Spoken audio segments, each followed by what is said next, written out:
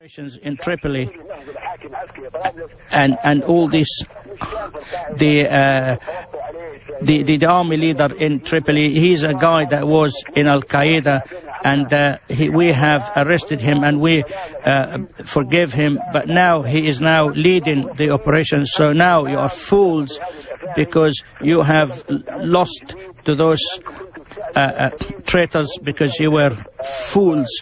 And you are naive and fools, and you will be feeling sorry and regret this. In the end of this speech, I would like to reassure you.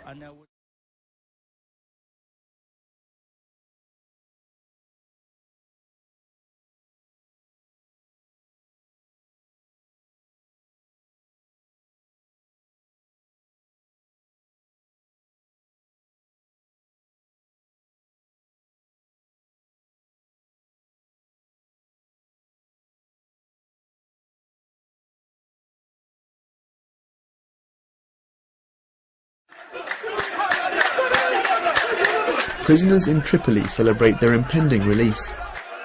Among them are leaders of the Al-Qaeda-linked Libyan Islamic fighting group. In total, 214 prisoners linked to militant groups were set free, in a key milestone for Libya's program of reconciliation with militants who killed dozens of soldiers and police in the 1990s. Reformists led by Saif al-Islam, son of Libyan leader Colonel Gaddafi, pushed for their release despite resistance from hardliners. The prisoners were freed after renouncing violence and militant thought in a book they released last year from their prison cells. Inmates were greeted by family and friends as they left the prison. The father of one of the prisoners said the young men should now focus on their country and their families. I want to try to advise all the sons to focus and concentrate on their studies, their work, and to serve their country. They should try to unite their efforts and enjoy their parents and their families. They should stand and support the country and help their parents. The Libyan Islamic fighting group tried to topple Colonel Gaddafi in the 1990s. The rebellion was gradually crushed and hundreds of fighters were imprisoned. Simon Hanna, Reuters.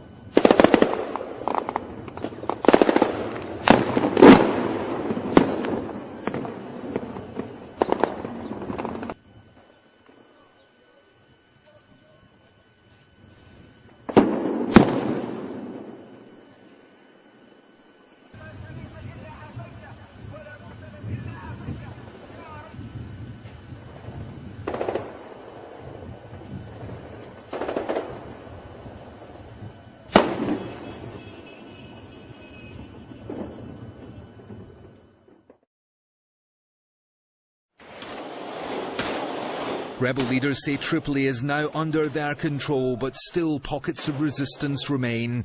Here, highly trained rebels, who it's now been revealed have been joined on the ground by special forces from Britain, exchanged fire with pro-government snipers outside the hotel used by foreign journalists.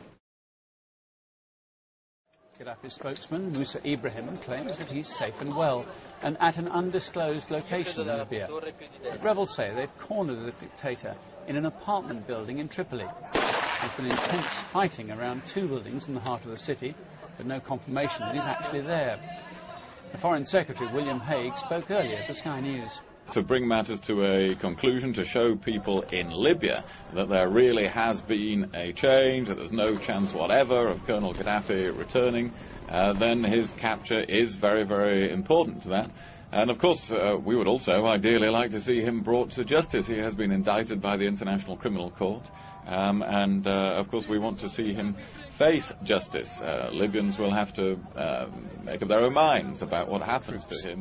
Earlier, his last remaining stronghold in the capital, Abu Salim, fell to the rebels, but not without a fight. Danger ahead. Is it friend or foe? A rebel commander in Abu Salim tries to work that out. He soon gets his answer.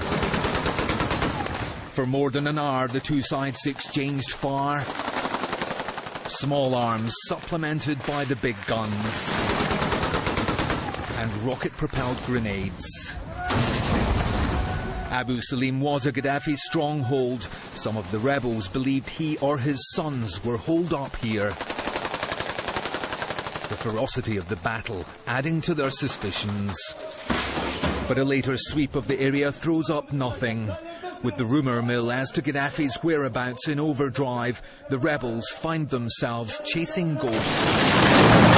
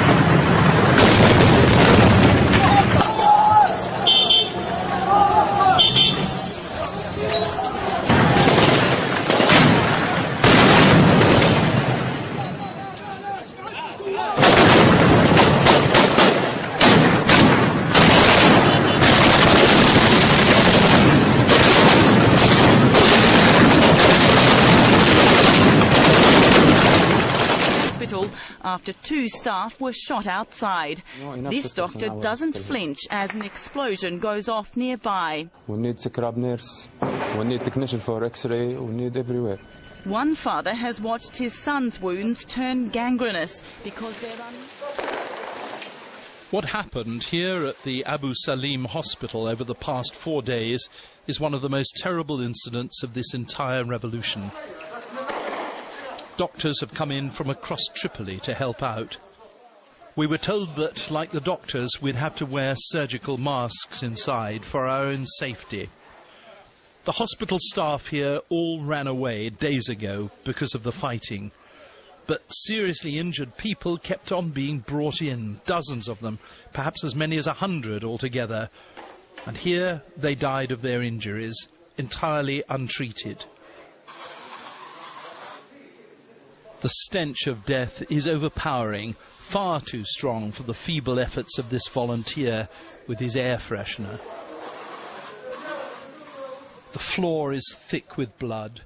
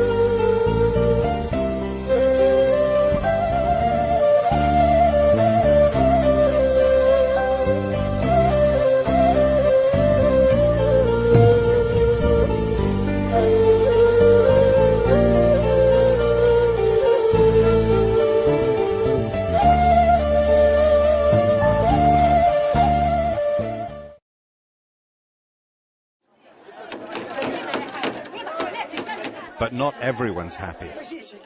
This woman wants her salary. There's 2 million in there, she says. We need a good system. We're tired.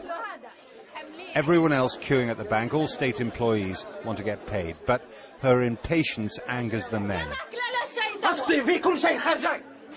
Shut up, he says. Don't talk like that. We'll get everything in the end. I won't shut up. I'm hungry. I want my money. She retreated to an alleyway. It's been 3 months since we were paid. The women were sympathetic. I'm divorced. My salary is 400. I've got 3 children. They can't wait. But the men said they were happy with a diet of revolutionary euphoria. We don't need money. We don't need water. Just freedom.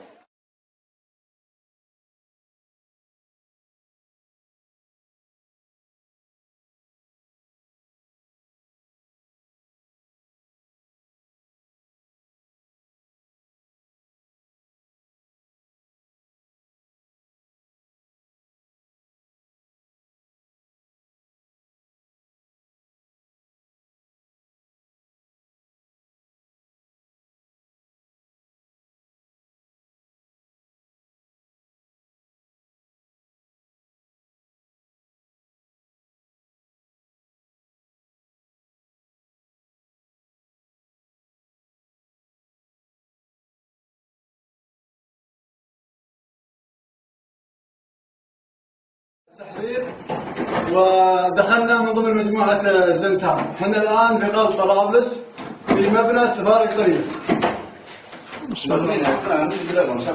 طبعا المجموعة اللي داخل مجموعة القوة الخاصة 2 اللي كانت موجودة في الجبل الغربي في ولاية الزنتان. قلنا بالله أمام قاعد مفتاح. هذا الحج مفتاح طبعا من الزنتان.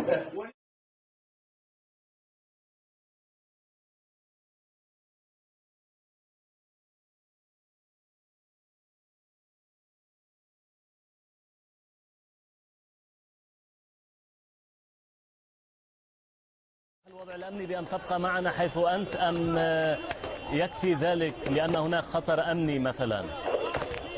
نعم يعني حسن هذا الشيخ عبد الحكيم الحاج الآن وصل إليه يعني كنت هل إن كان بالإمكان الحديث العسكري رئيس المجلس العسكري لمدينة طرابلس وربما هو من سيحدثنا عن الدخول إلى منطقة باب العزيزية.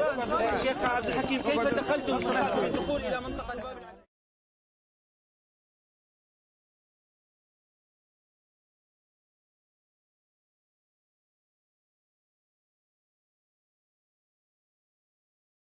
في قصف الثوار تراجعوا أمامنا في زحوفات وفروا أمامنا فرار جدان.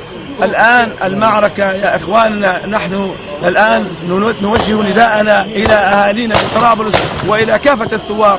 المعركة العسكرية إن شاء الله قد حسمت. الآن المعركة الأهم هي أن نحافظ على أمن هذه المدينة الخالدة وأن لا يكون منا أي تصرف غير مسؤول. كثف الثوار.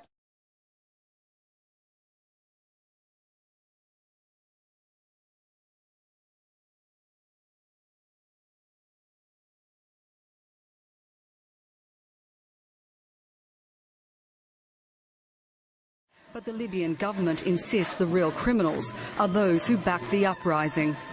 Every blood, every drop of Libyan blood shed by these rebels is the responsibility of the Western world, and especially NATO's countries.